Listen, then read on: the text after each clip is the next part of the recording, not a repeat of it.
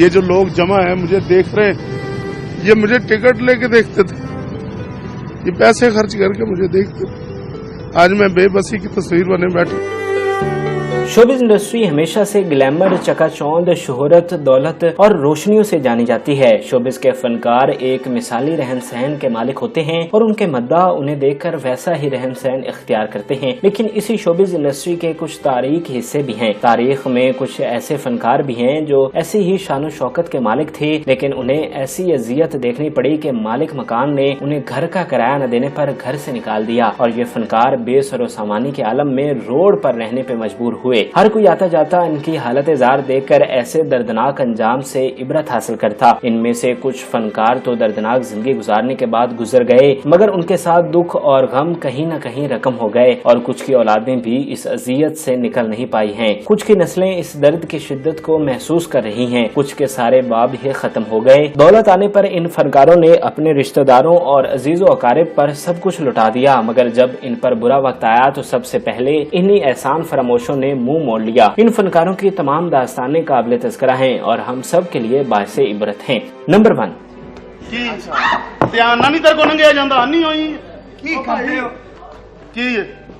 مبارک ہوئے، خیر مبارک، ستے نے۔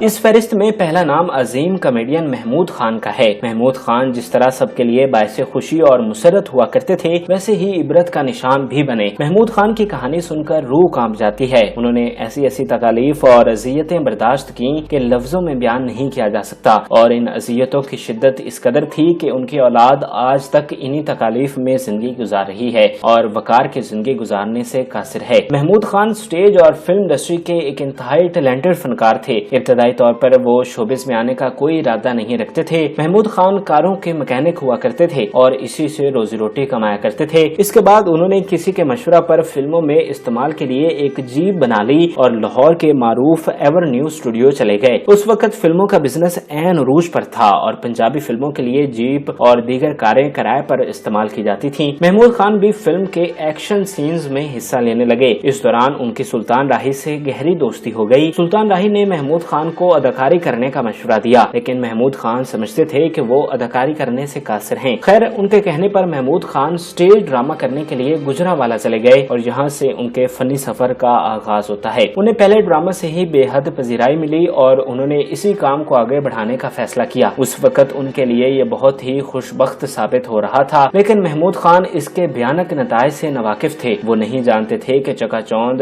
رنگینیوں اور روشنیوں کے پیچھے گہرے سیاہ اندھیرے ہیں۔ محمود خان کی وجہ شہرت ان کا موٹاپا تھا۔ وہ اسٹیج پر اپنے پیٹ سے کامیڈی کرنے والے پہلے فنکار تھے۔ محمود خان ساتھی فنکاروں کو پیٹ مار کر گرا دیا کرتے تھے اور یہ عمل عوام میں بے حد مقبول ہوا، یہاں تک کہ ان کے فن کو بھارت میں بھی بہت پسند کیا گیا۔ وقت گزرتا چلا گیا اور محمود خان کے دن خوشحالی پر گامزن تھے۔ وہ ایک عالی شان زندگی گزارنے لگے۔ محمود خان نے شوبز سے اچھا خاصا پیسہ کمایا، لیکن ان کی بدقسمتی کہ وہ اس آنے والی دولت کو جمع نہ کر سکے۔ اس کی ایک وجہ ان کی حد سے زیادہ سخاوت بھی تھی۔ ان کے پاس جو بھی محتاج آیا وہ اسے خالی ہاتھ نہ موڑ سکے۔ خاص طور پر ان کے رشتہ داروں اور عزیز و اقارب میں انہوں نے ہر ایک کی مدد کی اور انہیں مشکل دور سے نکالا۔ تب ہر کوئی ان کا رشتہ دار ہونے پر فخر محسوس کیا کرتا تھا، مگر وہ سنہری دور آخر اختتام کو آ پہنچا۔ محمود خان کو مختلف بیماریوں نے آ گھیرا، جس وجہ سے ان کی تھیٹر ڈراموں میں ڈیمانڈ بھی کم ہونے لگی، کیونکہ اسٹیج پر اونچی آواز میں بولنا پڑتا ہے اور محمود خان میں اب اتنی سکت نہ رہی تھی۔ اسی دوران ان کے ساتھ ایک انتہائی ناخوشگوار واقعہ پیش آیا۔ محمود خان سٹیج پر پرفارم کر رہے تھے۔ وہ معمول کے مطابق ساتھی فنکاروں کو پیٹ مارنے لگے، مگر اپنا توازن قائم نہ رکھ سکے اور زمین پر گر پڑے۔ محمود خان کو گہری چوٹ آئی تھی۔ اس کے بعد وہ ویل چیئر پر محدود ہو کر رہ گئے۔ ان کا زوال پہلے ہی شروع ہو چکا تھا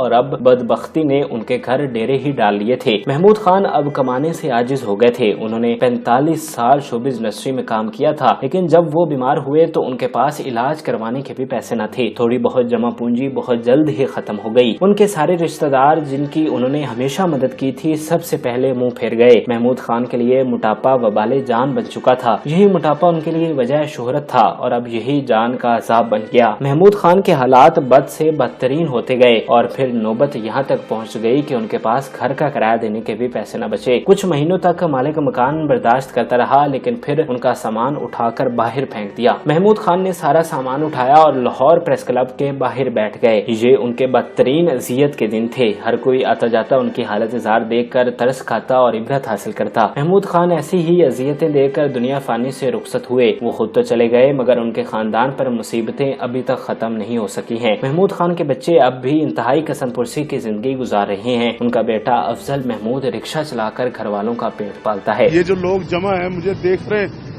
یہ مجھے ٹکٹ لے کے دیکھتے تھے، یہ پیسے خرچ کر کے مجھے دیکھتے تھے. آج میں بے بسی کی تصویر بنے بیٹھا. نمبر 2. تجھے کیسے پتا؟ مجھے نہیں پتا ہوگا میرا صحیح تو کیا اس بڈڑی کو ہوگا؟ میں آج اپنے صحیح کو اپنے ہاتھوں سے کھلاؤں گی.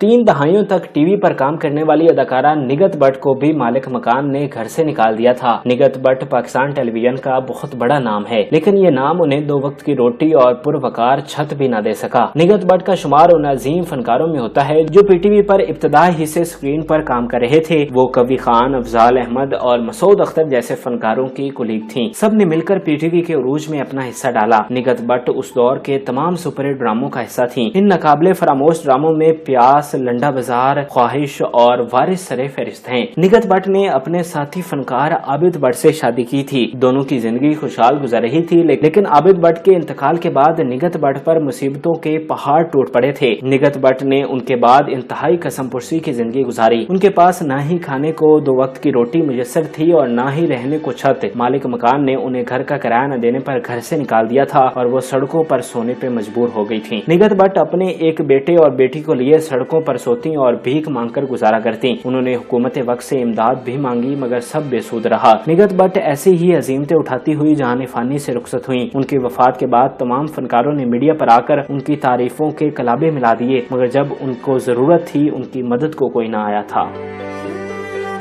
نمبر 3. میں نے کافی لوگوں سے ہیلپ مانگی پر میری کسی نے نہیں کی. مجھے 1 ماہ ہو گیا یہاں آئے ہوئے. میں دیکھ کے بڑا دکھی ہوتی ہوں، میں بہت دکھی ہوتی ہوں. حال ہی میں اس درد سے دوچار ہونے والی اداکارہ عالیہ چودھری کی مثال سر فہرست ہے. عالیہ چودھری اسٹیج کی نامور فنکارہ ہیں. وہ ایک عالی شان زندگی گزار رہی تھیں مگر وقت ایسا بدلا کہ عالیہ چودھری خانہ بدوشوں کے ساتھ جھگیوں میں رہنے پر مجبور ہو گئیں. عالیہ چودھری ایک غریب گھرانے کی لڑکی تھیں مگر جب وہ شوبز میں آئیں تو انہیں نہ صرف شہرت ملی بلکہ دولت بھی نصیب ہوئی. عالیہ چودھری کو بڑی بڑی گاڑیاں میسر آئیں اور رہنے کے لیے ایک عالی شان گھر. ایک وقت تھا کہ وہ ایک دن کا 1.5 لاکھ روپیہ وصول کرتی تھیں. ان کے چاہنے والے لاکھوں میں تھے جو انہیں قیمتی تحائف بھی بھیجا کرتے تھے مگر عالیہ چودھری کسی کو خاطر میں نہ لاتی. ان کا رہن سہن کسی شہزادی سے کم نہ تھا. وہ صبح کے وقت اے سی والے کمرے میں سوتی اور شام کو اٹھتی. اس دوران کسی کی جرت نہ ہوتی کہ انہیں اٹھا سکے. اس کے بعد وہ ڈرامہ کرنے کے لیے تھیٹر چلی جاتی اور لوگوں کو محظوظ کرتی. عالیہ چودھری کو کسی چیز کی کوئی کمی نہ تھی. ان کے لیے سب کچھ اچھا جا رہا تھا مگر اسی دوران ان کا بھائی شوگر کی موذی مرض میں مبتلا ہو گیا. عالیہ چودھری نے ان کے علاج کے لیے اپنی تمام جمع پونجی لٹا دی. یہاں تک کہ گاڑیاں اور پھر موٹر سائیکل تک بیچ دی. گھر کا تمام قیمتی سامان بیچ دیا مگر اس کا بھائی بہتر نہ ہو سکا. عالیہ چودھری بڑے سے چھوٹے گھر میں آ گئیں اور ایک عامیانہ زندگی گزارنے لگیں. وہ جو بھی کما کر لاتی اپنے بھائی کے علاج پر خرچ کر دیتی. انہی بدترین دنوں میں کورونا بحران بھی شروع ہو گیا اور تھیٹر کو تالے لگ گئے. لہٰذا عالیہ چودھری روٹی سے بھی عاجز ہو گئیں. ان کے مالک مکان نے کچھ دن تو انہیں برداشت کیا لیکن آخرکار ان کا سامان باہر پھینک دیا. اب عالیہ چودھری لاہور کے علاقے سبزہ زار میں خانہ بدوشوں کی جھگیوں میں رہنے پر مجبور ہیں. ہر آتا جاتا ان کی حالت زار دیکھ کر ترس کھاتا ہے. حکومتی نمائندے بھی ان کے لیے بڑے بڑے دعوے کر رہے ہیں. امید ہے کہ عالیہ چودھری کی حالت ماضی کے فنکاروں کی سی نہ ہوگی اور انہیں اس مشکل گھڑی سے نجات ملے گی. یہ سب واقعات ہم سب کے لیے عبرت ہیں کہ اپنے اچھے وقت میں برے وقت کو کبھی فراموش نہیں کرنا چاہیے اور عروج کے وقت زوال کی بھی تیاری کرنی چاہیے. یہ زندگی ایسی ہی بے یقینی ہے. اس جہان فانی میں زندگی ایک لمحے میں آسمان سے زمین پر گرا دیتی ہے اور پھر اٹھنے کا موقع تک میسر نہیں آتا. سب سے میں ہاتھ جوڑ کے منتی کرتی ہوں میری مدد کی جائے، میرے بھائی کو ٹھیک کیا جائے. ناظرین امید کرتے ہیں کہ آپ کو ہماری یہ معلوماتی ویڈیو پسند آئی ہوگی. مزید اچھی ویڈیوز کے لیے ہمارے چینل کو ضرور سبسکرائب کیجیے گا اور بیل آئیکن کو ضرور پریس کیجیے گا تاکہ ہر نئی آنے والی ویڈیو آپ بآسانی دیکھ سکیں.